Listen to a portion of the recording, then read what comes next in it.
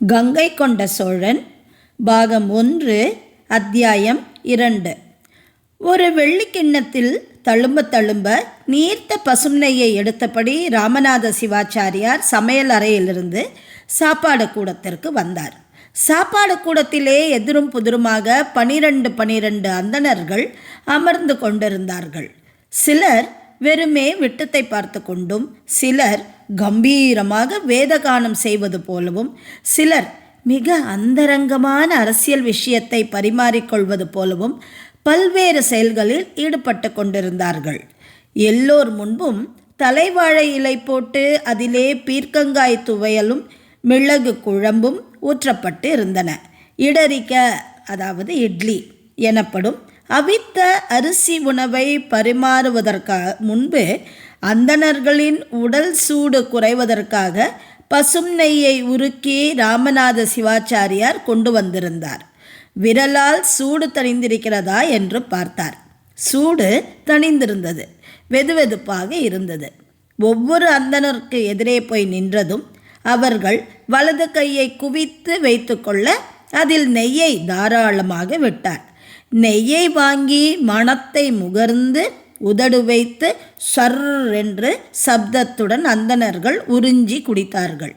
நெய் வாசம் வாய் முழுவதும் பரவி தொண்டைக்குள்ளே இறங்கி உணவு குழாய்க்கு நகர்ந்து இறைப்பையை தொட்டு விரைவாய் குடலை கழுவுவதை அத்தனை பேரும் உணர்ந்தார்கள். நல்ல உணவு சாப்பிடும் முன்பு இப்படி நெய் உருக்கி உண்பது வயிற்றுக்கு மிகவும் நல்லது. உணவு எளிதாக இடம் விட்டு இடம் நகரும், ஜீரணமாகும். அதையும் தவிர பசும் நெய்யில் இருக்கின்ற பல்வேறு விதமான சத்துக்கள் உடம்புக்கு நல்ல ஆரோக்கியத்தை தருகின்றன. 24 பேரும் நெய் உறிஞ்சி குடித்த பிறகு ராமநாத சிவாச்சாரியாரின் மகன் சங்கர சிவன் இடரிக்காய் எனப்படும் உள்ளங்கை அகல அரிசி பணியாரத்தை 2 இலைகளிலே வைத்து கொண்டு போனான். வைக்கும் பொழுதே இன்னொரு எண்ணம் என்று கை உயர்த்திய சிலர் கேட்க அவர்களை அலட்சியம் செய்தான். 24 பேருக்கு 48 இடரிக வைத்துவிட்டு காத்திருந்தான். அதற்குள் மிளகு குழம்பில் இடரிகாவை தோய்த்து பீர்க்கங்காயோடு பிரட்டி வேகமாக அந்தணர்கள் உண்ண ஆரம்பித்து விட்டார்கள். சிறிது நேரத்திலே விரல் உயர்த்தி ஒரு அன்னம், இங்கு ஒரு அன்னம் என்று குரல் கொடுத்தார்கள். ஆங்காங்கே இடரிக்கா வைத்துவிட்டு மனதிற்குள்ளே கணக்கெழுதி கொண்டான். அந்தணர்கள் சாப்பிடும் பொழுதே நடுவே சங்கரனுடைய தம்பி சந்தான சிவன் உருண்டையான 2 அப்பங்களை இலைகளிலே வைத்து கொண்டு போனான். அப்பங்களை பிய்த்து ஆவலாக உண்டார்கள். இன்னும் கொஞ்சம் நெய் வேண்டும் என்று ராமநாத சிவாச்சாரியாரை கேட்டு இலையிலே ஊற்ற சொல்லி ஊற்றப்பட்ட நெய்யிலே அப்பத்தை அழுத்தி புரட்டி பிசைந்து உண்டார்கள். ஏற்கனவே நெய்யிலே பொரிக்கப்பட்ட அப்பம் மீண்டும் ஒரு முறை நெய்யுக்குள்ளே முங்கி அவர்கள் வயிற்றுக்குள்ளே இறங்கியது. இந்த மாதிரி உணவெல்லாம் மிக பெரிய பாக்கியம்.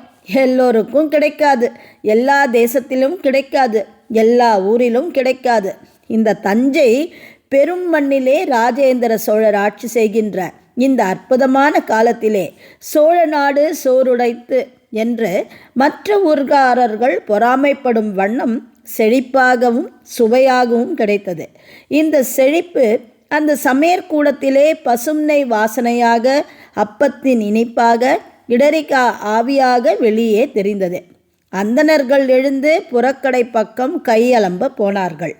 உயர்ந்த பித்தளை அடுக்கிலே வைக்கப்பட்டிருந்த நீரை கொண்டு வாய் கொப்பளித்து முகம் தடவி அடுத்தவர்கள் மொண்டு கொடுத்துவிட்டு வீடு சுற்றி வெளியே வந்து உட்கார்ந்து கொண்டார்கள். அந்தணர்கள் உண்டு நகர்ந்த அந்த இடம் பரபரப்பாக சுத்தம் செய்யப்பட்டது. வேறு ஒரு சாப்பாடு கூடமும் திறக்கப்பட்டது. இந்த முறை 60-70 பேர் உட்காரக்கூடிய பெரிய சாப்பாடு கூடமாக 2 கூடங்கள் இணைந்து ஒன்றாக்கப்பட்டன. இலைகள் வேகமாக பரிமாறப்பட்டன. வாசலிலே காத்து கொண்டிருந்த உழவர்களும் மறவர்களும் கொல்லர்களும் சிற்பிகளும் தச்சர்களும் உள்ளே புகுந்தார்கள். அவர்களுக்கும் கடுமையான பசி இருப்பதை அவர்கள் முகத்திலிருந்து கண்டுபிடிக்கப்பட்டது. இவங்க கிட்ட மட்டும் பசுனை இப்படி வாசனை அடிக்குதே, எதனால் என்று சிற்பி ஆவல் தாங்காமல் பொற்கொல்லரை கேட்டார். புல் மட்டும் போட்டு வளர்க்குறானுங்க. அந்த பச்சுன்னு அதுதான் வாசனை வீசுது. புல்லுனா வைக்கோல் புல்லு தானே? இல்லை, பசும் புல். உங்கள் வீட்லேயும் எங்கள் வீட்லேயும் தான் வைக்கோல் புல் மாடு தின்னும். அது தலையெழுத்து. இங்கே அப்படி இல்லை. புல் வளர்க்குறதுக்குள்ள நிலம், புல் சாப்பிட்றதுக்குன்னே பசு. இவங்க தனியாக வச்சுருக்காங்க. சுண்டு விரலில் 1 அங்குலாஸ்தி ஆழமுள்ள சிறு கரண்டியால் நெய் அளவாக ஊற்றப்பட்டது. ஏங்க, எங்களுக்கு நெய் கம்மியாக கொடுக்குறீங்களே என்று வெகு நாள் முன்பே மறவர்கள் வாய்விட்டு கேட்டிருக்கிறார்கள். அதற்கு மிக தெளிவான பதில் சோற்றுக்கடை நடத்தும் அந்தணர்களிடமிருந்து பதில் வந்தது. நீங்கள் மாமிச உணவு சாப்பிட்றீங்க. மாமிசமும் சேர்ந்து நெய்யும் சேர்ந்து ஒன்றாக சாப்பிட்டா உங்கள் உடம்பு அந்த கொழுப்பை ஏற்காது. மாமிசத்தை விட்டு விடுங்க, அப்போ நிறைய நெய் சாப்பிடலாம். மாமிசம் சாப்பிடாததை ஈடு செய்யவே அவர்களுக்கு நெய் ஊற்றப்படுகிறது. பசும் நெய் என்பது பசுவின் இரத்தம்தான். ஆனால் பல வடிவம் எடுத்து சுத்தமாக்கப்பட்டு இரத்தமாக இல்லாமல் நெய்யாக கொடுக்கப்படுகிறது. ஆனால் அந்த இரத்தத்தின் அத்தனை போஷாக்கும் அந்த நெய்யிலே இருக்கிறது. உங்களுக்கு மாமிசம் தேவை, எனவே மாமிசம் சாப்பிடுங்கள். நெய் குறைந்த அளவு போதும். இது வாசனைக்காக என்று சொல்ல அவர்களுக்குள்ளாகவே பேசி அது சரிதான் என்று முடிவுக்கு வந்துவிட்டார்கள். வெறும் பசும் புல் சாப்பிடுவதால் தான் இத்தனை வாசனை வருகிறதோ நெய்யில் என்று பதில் சொன்ன பொற்கொல்லரே புதிதாக சந்தேகம் கேட்பது போல ராமநாத சிவாச்சாரியாரை கேட்டார். பசும்புல் சாப்பிடுவதால் மட்டும் பசுவினுடைய பால் மனமாகி விடுமா? அதையும் தாண்டி பல்வேறு விஷயங்கள் இருக்கின்றனவே. என்னென்ன? கடலை புண்ணாக்கு, வாழைப்பழத்தோல், அரிசி கஞ்சி பலதும் ஊட்ட வேண்டி இருக்கிறது. பழங்களை கூழாக்கி ஒரு கை தருகிறேன், அதுவும் அவைகளுக்கு உற்சாகம் தருகிறது. பிறகு மேய விட்டுவிட்டால் எகிரி துள்ளி குதித்து 4 பக்கமும் ஓடி உடம்பை வலுப்படுத்தி கொண்டு பசு புல்மேய துவங்கும். பிற்பகலிலே உட்கார்ந்து கொண்டு சகலமும் வாயுக்கு கொண்டு வந்து அசை போடும்.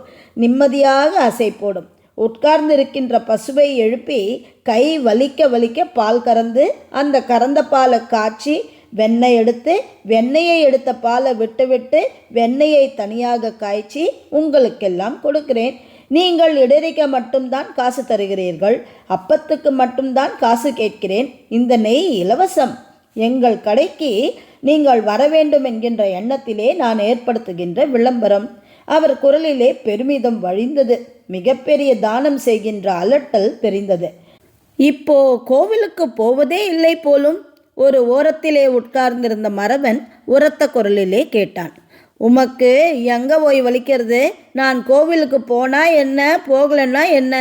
உனக்கு திருப்தியாக சோறு போடுறேனோ இல்லையா? கோவிலுக்கு போய் பூஜை பண்ணுறதை விட இது பெரிய புண்ணியம் ஓய் என்று ராமநாத சிவாச்சாரியார் அலட்டலாய் பதில் சொன்னார். புண்ணியம் மட்டுமில்லை, காசு கூடுதலாக வரும்ல? பொற்கொல்லர் சொல்ல ஆமாம் என்று தலையாட்டினார். காசு கூடுதலாக வருது. அப்படி வர காசில் பசுமாடு வாங்கி பால் கறந்து வெண்ணெய் எடுத்து நெய் காய்ச்சி உங்களுக்கெல்லாம் ஊற்றுறேன். உங்களுக்கெல்லாம் ஊற்றினாதான் நான் நன்னா இருக்க முடியும்னு தெரிஞ்சு ஊற்றுறேன் என்று ராமநாத சிவாச்சாரியார் மீண்டும் உரத்த குரலிலே எல்லோருக்கும் காது கேட்கும் வண்ணம் பேசினார். உமக்கு பெரிய மனசு போய் ஒரு முழு கரண்டி நெய் தானமாக தருயிரு என்று லேசாக கேலி செய்கின்ற குரலிலே ஒரு கருந்தச்சர் பேசினார். நீங்கள் எனக்கு தானமாக கொடுத்தா நான் உங்களுக்கு தானமாக கொடுக்குறேன். நான் பெருத்த காசு கொடுத்தா பசுமாடு வச்சுட்டேன். எனக்கு ராஜா கிட்ட இருந்து 4 பசுமாடு குறைஞ்ச விலையில் கிடச்சிது. இன்னொரு 4 பசுமாட்டுக்கு தீவனம் வைக்க நல்லபடியாக வளர்த்து அதில் வர நெய்யை உங்களுக்கெல்லாம் பரிமாறுறேன். நான் காசு கொடுத்து வாங்கியிருந்தா உங்ககிட்ட காசு வாங்கணும். ராஜா என்ன அப்படி வளர்க்கலையே, சௌகரியமாக வச்சுருக்காரே. சோழ தேசத்து மக்கள் வண்ணமாக சாப்பிடட்டும்னு தானே இவ்வளவு கஷ்டப்படுறார் என்று சொல்ல ராமநாத சிவாச்சாரியாரின் அந்த பேச்சுக்கு மறுப்பு தெரிவிக்க அங்குள்ள எவருக்கும் தைரியமில்லை. ஆக இது உண்மை தானம் இல்லை. மறுபடியும் மறவர் துவக்கினார். ஆமாம், இங்கு வந்த அத்தனையும் ராஜேந்திர சோழருடைய தானம்தான். நீ, நான், உங்கள் அப்பா, அம்மா, உன் புள்ள எல்லோருமே அவருடைய தானம்தான். மொத்த சோழ தேசமும் அவர் போட்ட பிச்சை தான். அதனால தான் சம்மணம் கட்டிண்டு சர்ரு சர்ருன்னு சாப்பிட்றீர். 2 நாள் கடந்து பாண்டிய தேசத்துக்கு போயிட்டு வாரோம். பொட்டை காடு, புழுதி காத்து, ஒதுங்க வீடு கிடையாது, உட்கார திண்ணை கிடையாது. ஒவ்வொரு கிராமமும் குப்பை மேடாக இருக்குது. பாண்டிய தேசம் பரவாயில்ல, இன்னும் கொஞ்சம் தள்ளி சேர தேசத்துக்கு போனால் போதும், வெறும் காடு தான். வீடு இருந்த இடத்துல எல்லாம் ஆலமரமும் அரச மரமும் முளைச்சி கிடக்கு. ஏற்கனவே அங்கொரு வீடும் இங்கொரு வீடுமா இருக்குது. ஒன்றா கூடி உக்காந்து சாப்பிட மாட்டாங்க. அவன் தாப்பா போட்டுண்டு வீட்டுக்குள்ளே உக்காந்து சாப்பாடு திம்பான். இப்போது இன்னும் மோசம், ஜனங்க இருக்காங்களோன்னு தெரியலை. ஜனங்களே இல்லாத காடு போல் சேர தேசம் மாறியாச்சு. துரத்தி அடித்தோம், அதனால் உட்கார்ந்து இருக்கான்கள்ல மோசமான பயல்க இந்த மலையாளத்து சேனைகள். போருமையா, திரும்ப திரும்ப யுத்தத்தை பற்றியே பேசி கொண்டிருக்க வேண்டாம், நல்ல விஷயங்கள் பேசுவோம். ஏன், யுத்தம் நல்ல விஷயம் இல்லையா? மறவன் சீரலாக கேட்டான். இப்பொழுது இந்த சோழ தேசம் அனுபவித்திருக்கின்ற அத்தனை விஷயத்திற்கும் காரணம் யுத்தம். ஒன்றல்ல இரண்டல்ல, பல 100 யுத்தங்கள். விஜயாலய காலத்திலிருந்து எத்தனை பேர்களை கண்டிருக்கிறோம், எத்தனை போர்களை கண்டிருக்கிறோம், எத்தனை முறை வென்று இருக்கிறோம். அந்த வெற்றியினுடைய விளைவுதானே இன்று உட்கார்ந்து கொண்டு இடரிகவும் அப்பமும் சாப்பிட்டு கொண்டிருக்கிறோம். அவர்கள் கையலம்ப எழுந்தார்கள், வாய் கொப்பளித்தார்கள், வீடு சுற்றி வந்தார்கள். வாசலிலே போடப்பட்டிருந்த மரப்பலகைகளில் திண்ணையிலே உட்கார்ந்து கொண்டார்கள். வெற்றிலையும் கொட்டைப்பாக்கும் வைக்கப்பட்டிருந்தன. கொட்டைப்பாக்கை எடுத்து சிறு துண்டாக மறவர் நறுக்கி போட ஆளுக்கொரு துண்டு எடுத்து கொண்டார்கள். வாயிலே அடக்கி கொண்டார்கள். பிறகு சுண்ணம் தடவிய வெற்றிலையை பிரித்து போட்டு கொண்டார்கள். போட்டுக்கோப்பா, ஒன்றும் தப்பில்லை, இதுக்கும் காசு வாங்கலை என்று மறவர் பொற்கொள்ளரை கேலி செய்தார். பொற்கொள்ளர் இன்னொரு பாக்கை எடுத்து கொண்டார். மலையாளத்து பாக்கையா, ஜாக்கிரதை, அதிகம் போட்டால் தொண்டை கட்டிக்கொள்ளும். இது உடனே போட்டுக்கொள்வதற்கல்ல, இன்று மாலை போட்டுக்கொள்வதற்கு. எடுத்த பாக்கை இடுப்பிலே பத்திரமாக வைத்து கொண்டார். தொண்டை மண்டலத்து எல்லையிலிருந்து நல்ல அரிசி, குடந்தையின் வெற்றிலை, தஞ்சாவூரின் வாழைப்பழங்கள், கங்க தேசத்திலிருந்து வந்த கடலை பருப்புகள். மறவர் சொன்னது போல இங்கு எல்லாமும் கிடைக்கிறது. தஞ்சை மிக சௌகரியமான வாசஸ்தலமாக போய்விட்டது. ஆனால் ஒரு மாடைக்கு ஒரு தட்டு சோறு கிடைத்திருந்தது ஐயா. அந்த ஒரு தட்டு சோறு போதும். ஆனால் இப்பொழுது 3 மாடை கொடுத்தால்தான் 6 இடரிக கிடைக்கிறது. அது அரை வயிற்றுக்குத்தான். எனக்கு போதுமானதாக இருக்கிறது. பிற்பகல் உணவு என்ன விலை விற்கிறது என்று மறவர் கேட்க 6 மாடைகள் என்று பதில் வந்தது. இங்கிருந்து 4 வீடு தள்ளி பொன்னம்பாள் என்கின்ற அந்த பெண்மணி தன் 2 மகள்களுடன் 3 மகன்களுடனும் சோற்றுக்கடை நடத்துகிறார். இடரிக கிடையாது. அதற்கு பதிலாக வெள்ளப்புட்டும் தேங்காய் புட்டும். இவர்கள் செய்வது போல நெய் ஊற்ற மாட்டாள். அதற்கு பதிலாக வாழைப்பழத்தை உரித்து பக்கத்திலே வெல்லத்தை வைத்து விடுவாள். வெல்லத்தோடு வாழைப்பழத்தை நசுக்கி சாப்பிட அது போதும். கொஞ்சம் நேரத்திலே வேகமாக பசிக்கும். எவ்வளவு சாப்பிடுகிறோம் என்றே தெரியாது. இடரிக்கு அவாவது ஒரு எண்ணிக்கைக்கு கட்டுப்படுகிறது.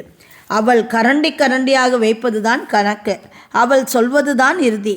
ஆனால் ஒரு பெண்மணியாக 6 அடுப்புகளிலே மூங்கில் குழாயிலே அடைத்து வேக வைத்த தேங்காய் புட்டை தட்டி தட்டி எடுத்து சுட சுட இலைகளில் போடுகிறாள். பொன்னம்பாள் கடையை பற்றி தானே பேசுகிறீர்? அதற்கு அடுத்ததாக ஒரு கடை இருக்கிறது. மாலையிலே தேன்குழல் பிழிகிறார்கள். உள்ளங்கை அகலமாக இருக்கிறது. ஒரு மாடைக்கு 4 தேன்குழல். 2 மாடை கொடுத்து 8 தேன்குழல் வாங்கி மடியிலே கட்டி கொண்டால் போதும். அத்தனையும் சாப்பிட்டு விட்டு குளிர்ந்த நீர் குடித்தால் போதும். அடடா, உணவு எத்தனை சுகம் என்று அப்பொழுதுதான் தெரிகிறது. மாமன்னர் ராஜேந்திரர் வாழ்க வாழ்க, அவரால் கிடைத்த சுகம் இது. 3வது கடைக்கு இன்னும் 4 கடை தள்ளி போனால் ஒரு இனிப்பு. இளம் சூடாக சாப்பிட வேண்டும் அப்பா, இப்போதே போய் சாப்பிட வேண்டும் போல் இருக்கிறது. எந்த நேரமும் கிடைக்கிறது. அவருடைய முக்கியமான விஷயமே திரட்டுப்பால் மட்டுமே. அடடா, கடைசி வரை சோறு பற்றி தான் பேசிக்கொண்டிருப்பீர்களா? வேறு எதுவும் பேச மாட்டீர்களா? வேறு விஷயங்கள் பேசுங்கள் ஐயா, மற்றவர் அழுத்து கொண்டார். சிற்பியாரே, ராஜேந்திரருக்கு தனித்து வேலை செய்வதற்குத்தானே நியமிக்கப்பட்டிருக்கிறீர். வேலை இங்கா ஜெயங்கொண்டத்திலா? ராஜராஜேஸ்வரம் முற்று பெற வேண்டாமா? ஒன்றும் புரியவில்லை. ஏன் உத்தரவு வரவில்லையா? இல்லை மூலியாக விடப் போகிறார்களா? அதை மூலி என்று எப்படி சொல்வது? உங்கள் வீட்டு பின்புற சுவர் எழுப்பாது வெறுமே வேலி போட்டிருக்கிறீர்கள் என்றால் அது மூலி என்ற அர்த்தமா? இல்லையே. அதுபோலதான் சிறு சிறு வேலைகள் மீது இருக்கின்றன. ஆனால் அதை முடிக்க சொல்லி உத்தரவில்லை. மாறாக அவர் பேச்சை நிறுத்தினார். முகத்திலே லேசாக ஒரு வருத்தம். அந்த இடைவெளி மின்னி மறைந்தது. என்ன மாறாக என்று எல்லோரும் கேட்டார்கள். உடனடியாக ஜெயங்கொண்டத்திற்கு கிளம்பச் சொல்லி உத்தரவு. 10-15 சிற்பிகள் தவிர, அதுவும் வயதானவர்கள் தவிர மற்ற எல்லா சிற்பிகளும் ஜெயங்கொண்டான் நோக்கி வந்துவிட வேண்டும். போயிற்று. இந்த தஞ்சாவூரிலே அற்புதமான சாப்பாடு உமக்கு கிடைக்காமல் போகப் போகிறது. வருத்தம்தான் என்று சொல்ல, அதெல்லாம் இல்லை. ஒரு பொழுதும் ராஜேந்திர சோழர் நம் வயிறு வாட விடமாட்டார். நாங்கள் போவதற்கு முன்பே தொண்டை நாட்டு அந்தணர்கள் அங்கு போய்விட்டார்கள். பாத்திர பண்டங்களுடன் அங்கே குடியேறி விட்டார்கள். அப்படியா? ஆனால் இங்கு கிடைக்கின்ற அரிசியும் பருப்பும் பாலும் நெய்யும் அங்கு கிடைக்குமா? இதைவிட 10 மடங்கு அதிகமாக கிடைக்கும். வீரநாராயணபுர ஏரியை பார்த்ததே இல்லையா? உடையார்குடியை கேள்விப்பட்டதே இல்லையா? ஏரியை சுற்றி அத்தனை இடமும் நன்சை நிலம். 3 போகம் ஊடுபயிராக பருப்புகள் போட்டிருக்கிறார்கள். கரும்புக்கு ஊடுபயிர், வெற்றிலைக்கு ஊடுபயிர் என்று எது போட்டாலும் ஊடுபயிர் போடுகிறார்கள். நெல் மட்டும்தான் தனித்து வளர்கிறது. எனவே அரிசி, பருப்பு, பால், நெய் எதற்கும் கவலை இல்லை. பசுக்களுக்கு எங்கே போவது? நடுநாட்டில் உள்ளவர்களுக்கு அதுதான் வேலை. கீழே சாளுக்கியத்திலிருந்து வந்த பசுக்களை மடக்கி அவர்களை வாங்கி கொள்கிறார்கள். பால் கறந்து உடனடியாக வெண்ணெயை கடைந்து நெய் ஊற்றி எல்லா கிராமங்களுக்கும் அனுப்புகிறார்கள். மோர் கூட விற்கிறார்கள் ஐயா. மோர் காசுக்கு விற்பதா? ஆமாம், கனமான மோர், தொட்டால் ஒட்டி கொள்கின்ற பிசுபிசுப்பான மோர். அதை கீழே சாளுக்கியத்திலிருந்து வந்த இடையர்கள் விற்கிறார்கள். அவர்களுக்கு மோர்தான் கூலியாக கிடைக்கும் போல் இருக்கிறது. பெரிய பானைகளிலே மோரும் உலர்ந்த மீனும் எடுத்து வருகிறார்கள். இரட்டை உரியிலே கட்டி கொண்டு வருகிறார்கள். ஆங்காங்கே நின்று விற்கிறார்கள். மோருக்கு கீழே சாளுக்கியத்திலே என்ன பேர் தெரியுமா? தெரியாதே. பெருகு என்று பெயர். அவர்கள் பெருகு என்று விற்க மாட்டார்கள். பெருகு என்று கத்துவார்கள். பெருகு என்பதிலே மற்றதெல்லாம் மறைந்து கூ என்ற சத்தம் மட்டும் கேட்கும். பெருகு என்ற சத்தம் கேட்டால் போதும், குழந்தைகள் வெளியே ஓடி வந்து விடுகின்றனர். ஆளுக்கு ஒரு குவளை குடிக்கின்றனர். தாகத்திற்கு அந்த மோர் நன்றாக இருக்கிறது. மறுபடியும் சோற்று விஷயத்திற்கு வந்து விட்டோமா? ஜெயங்கொண்டத்தில் என்ன நடக்கிறது? யாருக்காவது தெரியுமா? மறவர் கேட்டார். நீ கோட்டை காவலா? இடம்பெயர வசதியே இல்லையே. ஜெயங்கொண்டத்திலே மிக அற்புதமான ஒரு நகரத்தை ராஜேந்திர சோழர் பார்த்து பார்த்து கட்டி கொண்டிருக்கிறார். வரைபடத்தின் மாதிரியை பார்க்க நேரிட்டது. மாதிரியே மூச்சடைக்க வைத்தது என்று சிற்பி தொடை தட்டி கொண்டு பேசினார். ராஜராஜேஸ்வரம் போல மிக அழகான ஒரு கோவில். அந்த கோவிலை சுற்றி கோட்டை. கோட்டைக்கு பின்புறம் அரண்மனை. அரண்மனைக்கு அடுத்தபடி படை வீரர்கள் குடியிருப்பது. வலது பக்கமும் படை வீரர்கள் குடியிருப்பு, இடது பக்கமும் படை வீரர்கள் குடியிருப்பு. நடுவே வணிகர்கள், அதற்கு நடுவே அந்தணர்கள் என்று விதவிதமாக பிரித்து போட்டிருக்கிறார்கள். சுற்றியுள்ள எல்லா இடங்களும் காடு அழித்து விளைநிலங்களாக மாற்றப்பட்டிருக்கின்றன. சிறிய கால்வாய்கள் வெட்டப்பட்டு எல்லா பக்கமும் நதி நீர் பாயும்படி வைக்கப்பட்டிருக்கிறது. கோவில் வேலை நடக்கிறதா? ஒரு பனை உயரத்திற்கு எழும்பி விட்டதாக சொல்கிறார்கள். சட்டென்று எல்லோர் கவனமும் வேறு திசையை நோக்கி நின்றது. ஏதோ ஒரு கலவர கூச்சல் போல, 2 கெட்டானாய் விளங்கியும் விளங்காதது போல ஒரு சப்தம் வந்தது. சட்டென்று யாரோ ஓடுகின்ற சப்தம் கேட்டது. எல்லோரும் இறங்கி தெருவிலே நின்று பார்த்தார்கள். பொன்னம்மாள் என்று சொல்லப்படுகின்ற அந்த அந்தன பெண்ணின் வீட்டு வாசலிலே 4-5 பேர் கூடியிருக்க, யாரோ ஒருவன் திசை தெரியாமல் ஆடிக்கொண்டிருந்தான். வீட்டு கூரையில் இருந்த மூங்கில் கழியை உருவி ஓங்கி தரையிலே அடித்தான். இடது பக்கம் மணிகுண்டு விளக்கை அடித்து உடைத்தான். காசுக்குத்தான் சோறு போடுவாயா? சோறு போட காசு வாங்குகிறாயா? என்ன அத்தனை பஞ்சமா இந்த நாட்டிலே எதுக்காக சோறுக்கு காசு வாங்குகிறாய் என்று அவன் தள்ளாடிபடியே கேட்டான். மதுவினுடைய உச்சக்கட்ட போதையிலே அந்த மறவன் இருப்பது அவர்களுக்கு தெரிந்தது. மற்றொரு மறவர் தலையிலே அடித்து கொண்டார். இது சரியாக முடியப் போவதில்லை. 3வது நாளாக இவன் இதே தொந்தரவு செய்து கொண்டிருக்கிறான். சோற்றுக்கு காசு வாங்கக்கூடாது என்ற சட்டம் இருக்கிறதாம். அப்படி சோறு விற்பது மிகப்பெரிய பாவமாம். பசிக்கின்ற நேரத்திலே பசிக்கின்ற ஆளுக்கு பசிக்காத ஆள் சோறு போட்டே ஆக வேண்டுமாம். எந்த சட்டமையா? யாரை கேட்பது? வெளியே ஓடி வந்து மடக்கிய பொன்னம்பாள் பிள்ளைக்கு பளீரென்று ஒரு அடி விழுந்தது. அந்த பிள்ளை துடிதுடித்து ஒதுங்கி ஓரமாக போனான். ஒரு தட்டிலே உடனடியாக புட்டு எடுத்து வா, இல்லை என்றால் கொலை செய்து விடுவேன். மூங்கிலை ஈட்டி போல பிடித்து கொண்டு அந்த வீட்டிற்குள்ளே எறிவதற்கு முயற்சி செய்த பொழுது வேறு சில மறவர்கள் சமாதானப்படுத்தி கொண்டிருந்தார்கள். ஆனால் அவன் எந்த சமாதானத்திற்கும் ஒத்துப்போகவில்லை. மூங்கிலை கெட்டியாக பிடித்து கொண்டு வரப்போகிறதா இல்லையா என்று உரத்த குரலிலே கேட்க, முடியாது என்று பெண் குரல் உள்ளே இருந்து கேட்டது. முழு வீச்சிலே கையில் இருந்த மூங்கிலை அவன் வீடு நோக்கி எறிந்தான். பல்வேறு அலறல் குரல்கள் கேட்டன.